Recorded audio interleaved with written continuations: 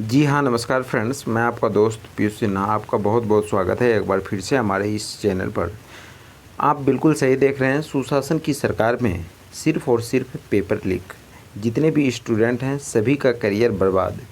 जब से अपने आप को यह सुशासन की सरकार आई है, जो कि अपने आप को खुद से ही सुशासन की सरकार बोलते हैं कि मैं सुशासन की सरकार है हमारी, इनकी सरकार में सिर्फ़ और सिर्फ पेपर लीक ही हुआ है। जितने भी कंपटीशन का एग्ज़ामिनेशन क्यों ना हो जाए, सारे कंपटीशन में पेपर लीक होना आम बात हो गई है।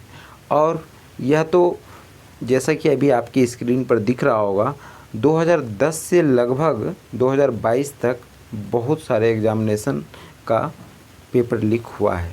लेकिन यह तो बात उस समय की है जब यह मामला सामने आया, पकड़ में आ गया। लेकिन बहुत सारे एग्ज़ामिनेशन ऐसे भी हैं जो कि पेपर लीक हो गया और मामला पकड़ में भी नहीं आया, और पेपर हो गया सही ढंग से, ज्वाइनिंग भी हो गई।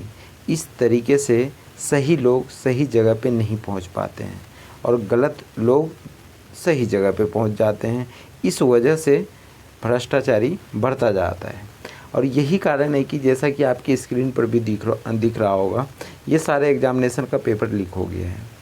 और इसके साथ ही साथ अभी जो हाल फिलहाल में बीपीएससी का एग्ज़ामिनेशन हुआ, बीपीएससी टीआरई 1 और टीआरई 2 में बहुत बड़े स्तर पे क्वेश्चन आउट भी हुआ होगा 100%, क्योंकि रिजल्ट को देख करके 100% ऐसा लगता है कि धांधली हुआ है।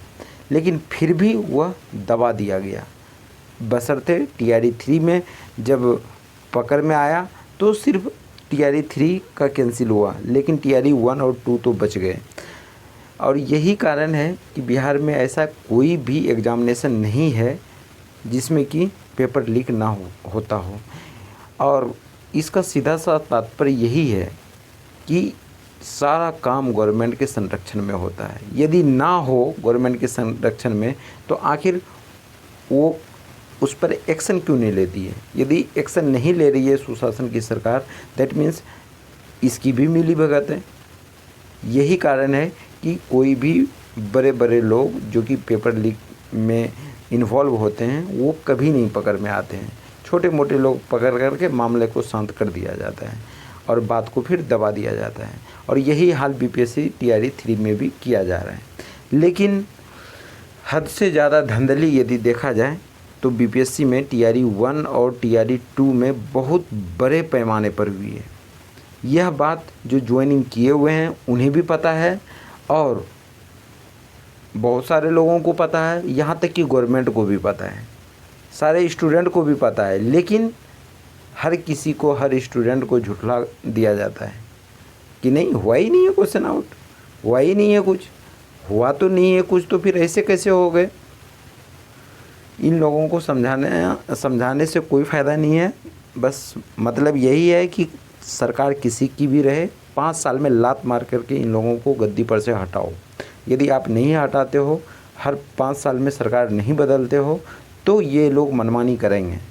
यदि 20 साल से जो एक कुर्सी पर बैठे हुए हैं वो क्या करेंगे, यही करेंगे। इसलिए चाहे किसी भी पार्टी की सरकार हो, 5 साल से ज़्यादा मौका मत दो आप लोग। और पढ़े लिखे लोगों को वोट दो, ना कि अनपढ़ जैसे गधे जैसे नेता लोग जो खड़े हो जाते हैं उन लोगों को बिल्कुल भी भूल से भी मत दो।